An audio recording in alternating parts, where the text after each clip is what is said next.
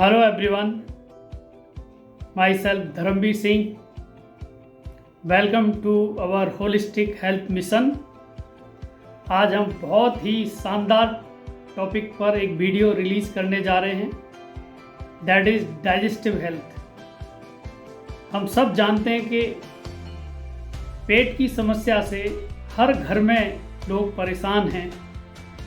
सुबह उठ के अलग अलग तरह की गोलियां खाते हैं, दिन भर एसिडिटी, इंडाइजेशन इसके शिकार रहते हैं।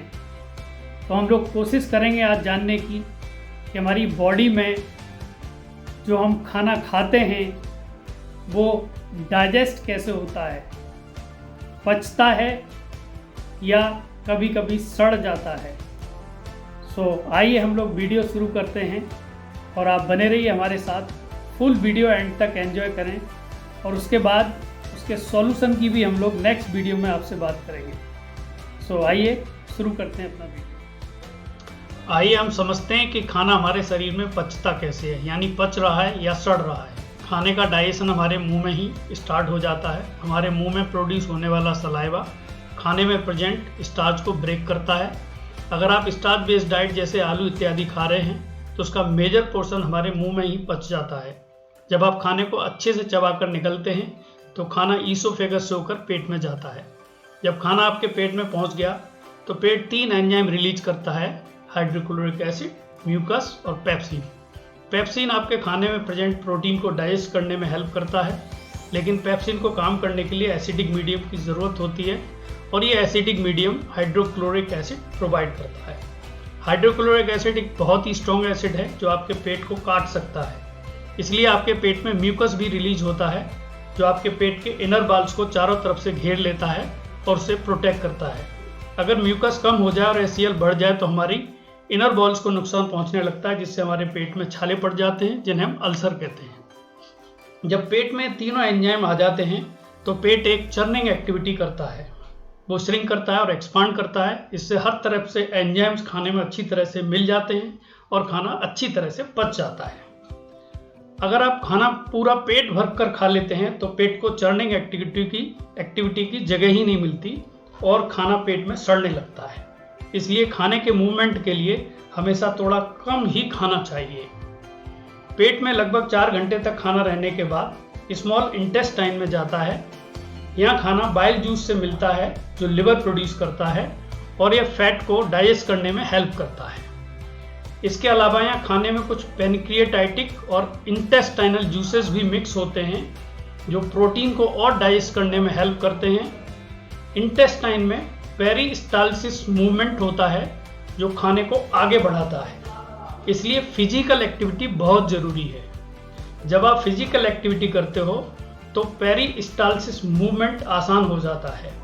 रास्ते में स्मॉल इंटेस्टाइन की बाल आपके खाने से न्यूट्रिएंट्स को एब्जॉर्ब करके उसे आपके ब्लड सेल तक पहुंचा देती है। जो खाना सही से डाइजेस्ट नहीं हो पाता वो बाकी के वेस्ट मटेरियल के साथ लार्ज इंटेस्टाइन में चला जाता है और वहां से वह बाहर निकल जाता है। आइए मोस्ट इंपॉर्टेंट पार्ट हम समझते हैं कि हम अपनी डाइजेस्टिव हेल्थ को, ईटिंग हैबिट को सही करके कैसे अच्छा कर सकते हैं, जिसमें फर्स्ट पार्ट है च्यू योर फूड वेल। खाने का डाइजेशन मुंह से ही शुरू हो जाता है। अगर आप खाने को अच्छे से चबाओगे नहीं तो स्टार्च का डाइजेशन अच्छे से नहीं हो पाएगा। इसके अलावा आपका पेट चर्निंग एक्टिविटी करता है जिससे पेट के सारे एंजाइम पेट में अच्छे से मिक्स हो जाते हैं। अगर आप अच्छे से चबाएंगे नहीं तो खाने के कुछ सॉलिड पार्टिकल से न्यूट्रिएंट्स एब्जॉर्ब ही नहीं होंगे और आपकी बॉडी को न्यूट्रिएंट्स नहीं मिलेंगे और आपकी स्मॉल इंटेस्टाइन न्यूट्रिएंट्स को अच्छी तरह से एब्जॉर्ब ही नहीं कर पाएगी। तो आप खाना तो खा रहे हैं लेकिन उसमें कुछ आपको न्यूट्रिएंट्स नहीं मिला। इसलिए हमेशा अच्छे से अपना खाना चबाकर खाएं। ओकिनावा आइलैंड के लोग 1 घंटे तक खाना चबाकर खाते हैं। एज पर आयुर्वेदा हमें अपने खाने को 32 बार चबाकर खाना चाहिए ताकि हमारा मुंह का सलाइवा अच्छी तरह से मिक्स हो जाए और हमारा फूड अच्छी तरह से डाइजेस्ट कर पाएँ। सेकेंड है डोंट ओवर ईट।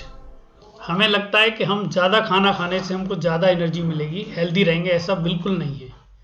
आप अपने खाने को अच्छी तरह से चबाकर खाएं। खाना जब हमारे पेट में पहुंच जाता है तो सारे एंजाइम्स मिक्स होकर बहुत अच्छी तरह से डाइजेशन होता है। इमेजिन कीजिए कि आपने बहुत ज़्यादा खाना खा लिया है और पेट में चर्निंग एक्टिविटी के लिए जगह ही नहीं है, तो खाना पचने के बजाय सड़ने लगेगा और उससे आपको एसिडिटी होगी, मुंह से बदबू आने लगेगी। इसलिए हमेशा खाना कम ही खाएं। तीसरा है don't drink water after food. आपने रसना कभी पिया होगा, उसमें आप अगर अधिक पानी मिला देते हैं तो वो टेस्टलेस हो जाता है, लेस इफेक्टिव हो जाता है। इसी तरह से दूध में अगर पानी मिला दिया जाए तो वो बहुत पतला हो जाता है। इसी तरह से जब पेट में हमारे एंजाइम्स निकलते हैं और आपने खाने के बाद पानी पी लिया तो वो एंजाइम्स लेस इफेक्टिव हो जाते हैं, डाइल्यूट हो जाते हैं और इस तरह से हमारा खाना जो है पचने की प्रक्रिया बहुत स्लो हो जाती है। अकॉर्डिंग टू आयुर्वेदा, खाना खाने के बाद हमारे जठराग्नि जलने लगती है हमारे पेट के अंदर, जिससे खाना पचता है और अगर आप ज़्यादा पानी पिएंगे तो ये बुझ जाएगी।